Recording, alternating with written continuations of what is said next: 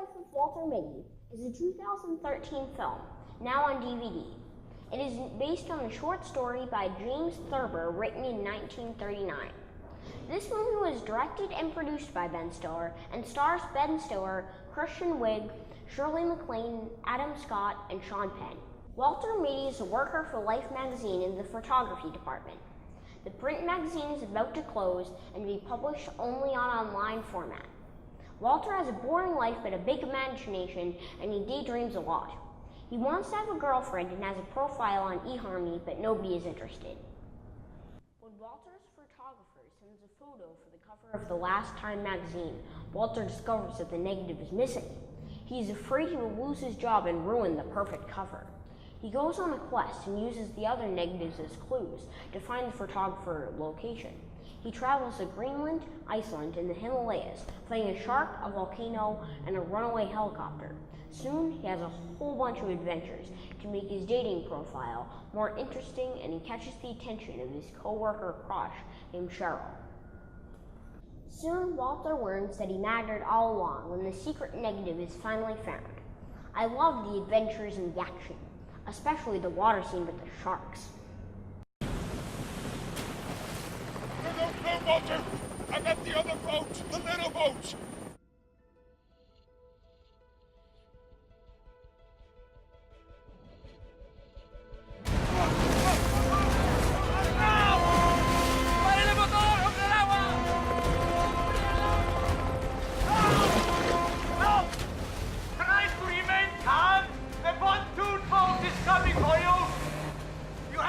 A minute before you freeze! What? You are safe!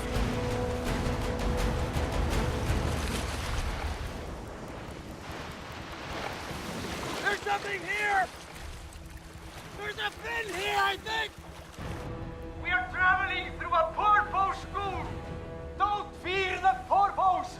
I don't think it's a porpoise! I'm telling you, it's a porpoise! Be friendly! It will protect you from the sharks! Okay! Come here! Hey! Hey! Okay! That's a shark! That's what I said! Jesus! Stop befriending it! Kill it! It's not a porpoise! It's not a porpoise! Poke his eyes out! Fight it! I would recommend this movie for teen and adults who like Ben Stiller and enjoy a good adventure. I felt like I wanted Walter to find the negative and had an adventure along the way. I felt that Ben Stiller was convincing in his acting as Walter, and I liked Sean Penn as the photographer. This is a cool movie with a good story to watch on DVD or instant video.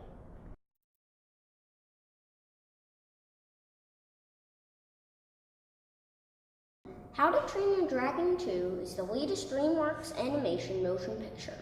It is the sequel to the 2010 film of the same name. Starring the voices of Jay Baruchel, Kate Blanchett, and Gerard Butler, the movie is based on books by Cressida Cowell. As you might remember, during the first movie, the Vikings and villagers were afraid of the dragons, but now they've made peace, and the dragons are their friends and companions.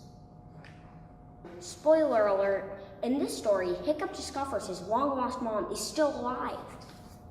Hiccup discovers an ice fort where there's an evil dragon napper named Eret who is building an army for the malicious madman Drago Bloodfist. Stoic the Vast, Hiccup's father, prepares for war, but Hiccup tries to reason with Draco and convince him to surrender his dark plan. The battle intensifies when Hiccup's dragon Toothless is tricked into joining the dark side. This film had an interesting storyline which I liked even better than the first film. I loved the animation at the ice fort during the fast-paced dragon battles.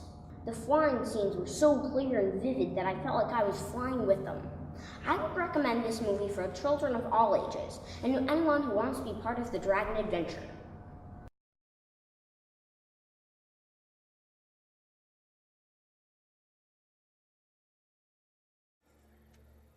When were you going to tell me that I'm cursed?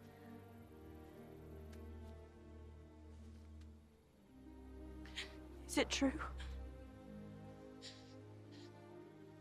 It is. My aunt said it was an evil fairy. I can't remember her name. They said it was... Maleficent.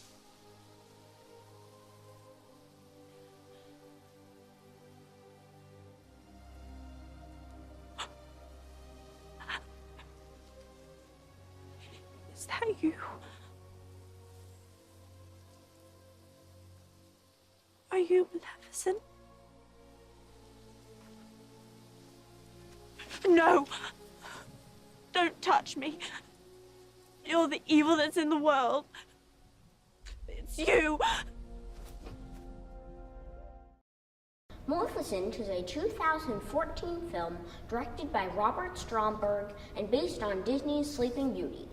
The movie stars Angelina Jolie as Maleficent, Elle Fanning as Princess Aurora, and Charlton Copley as King Stephen. This story is a role reversal, with Maleficent as the protagonist.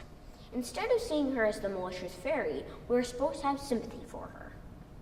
When Stephen is a boy, he becomes friends with a young fairy named Maleficent in a magical kingdom called the Moors. But greed gets in the way, and Stephen wants to become king more than he cares about his friendship with Maleficent. Instead of killing Maleficent, he cuts off her wings and becomes king. This devastates Maleficent and fills her with rage and jealousy, but sadness too. She curses the new baby princess that she will die on her 16th birthday, and the only thing that can stop it is true love's kiss. Unlike the classic, the fairies play a less important role, and the focus is more on Maleficent and her relationship with Princess Aurora. There are surprises in the story, and the movie offers a different perspective on the classic fairy tale. The scenery and cinematography were amazing. I recommend this movie to children and fairy tale fans of all ages.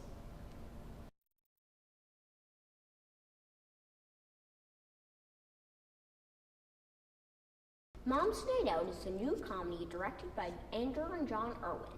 It stars Sarah Drew, Sean Astin, Patricia Heaton, and Trace Adkins. Mom's Night Out tells the story of three moms who want a break from their crazy lives to have some fun. They have trouble trusting their husbands with their many children.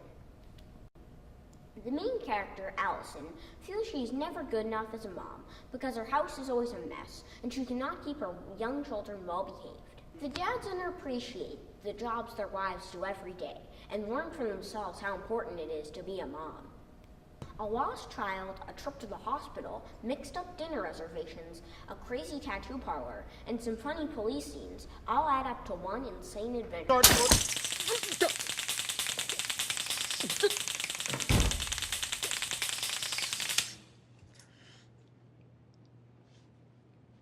That was an accident.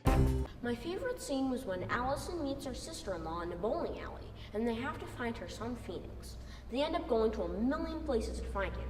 And another one of my favorite scenes was when Sean Astin says, "Everything's okay, we're just going to take a little trip to the hospital."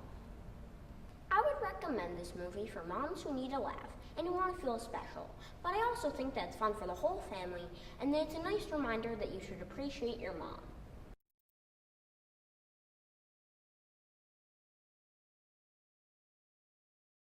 Earth the Echo is a PG film directed by Dave Green about three kids who discover an alien. Tuck, Alex, and Munch have only one more night of friendship together because the government is forcing their Midwest neighborhood to move due to a construction project. That night, they receive strange images on their phones, which turn out to be a map that leads them into the desert where they find an alien that repeats some of what they say, earning the name Echo. They realized it crashed to Earth, and they set out to find the key to its spaceship. They travel to a pawn shop, an arcade, a junkyard, and a girl named Emma's house. Emma later joins their cause. They fight government agents who are trying to take Echo from them. My favorite scene is when two of the kids have an argument. One boy says to the other, "Remember that time I helped you stand up to that bully?" The other boy says, "You told her I had polio." I thought that exchange was quite funny. The movie resembled a combination of E.T. and Super 8. One negative is that the filming is very choppy and shaky. If you get motion sickness, you would not like the style of filming, called found footage format. There were several intense scenes that could frighten younger children by startling them.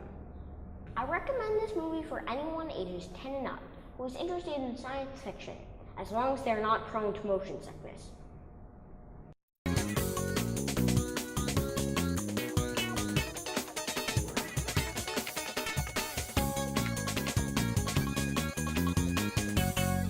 Our director spotlight is on George Lucas, who is most famous for his Star Wars and Indiana Jones movies.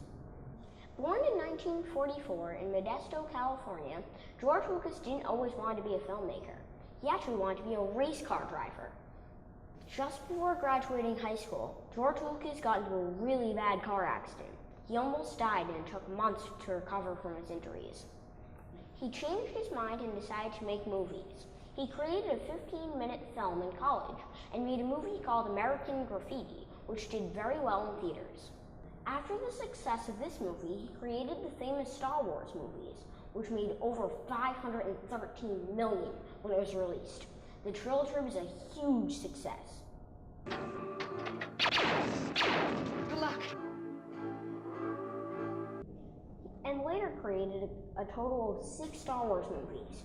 He also created his own special effects company called Industrial Light and Magic. He also launched his own sound company called Skywalker Sound. An interesting fact is that George Lucas originally wanted to call Luke Skywalker Luke Starkiller.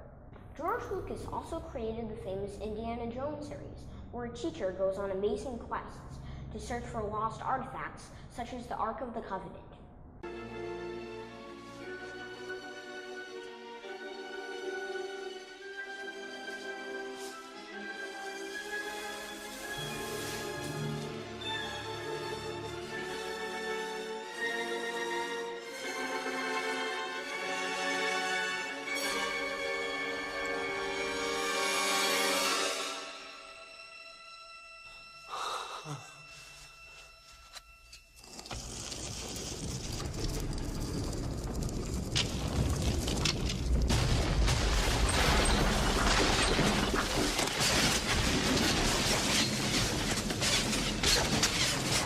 During his lifetime, George Lucas adopted 3 children. Imagine what would have happened if George Lucas became a race car driver. The movie industry would be missing something. It would not be the same without George Lucas. One of the ways to find the books and movies that I've just reviewed for you is by visiting your local library. Thank you for watching.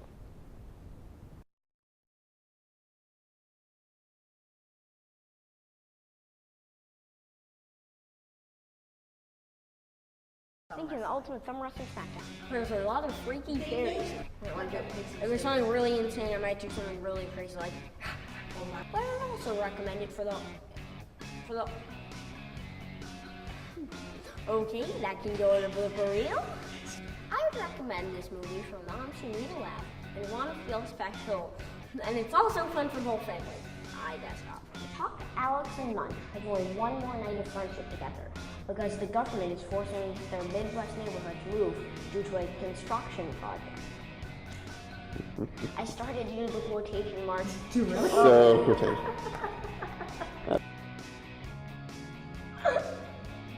Two of my favorite scenes is when two in 2nd or 6th grade, one has.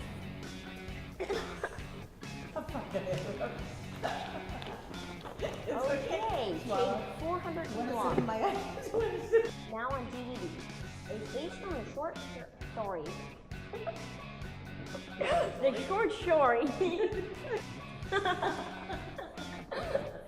With titles such as Julie Jones, First Grader, Boss of One. Let's read that. What one dies is.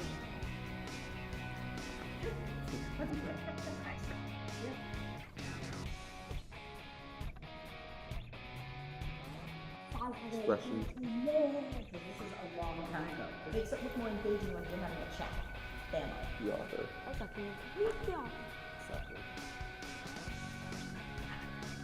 Water theme.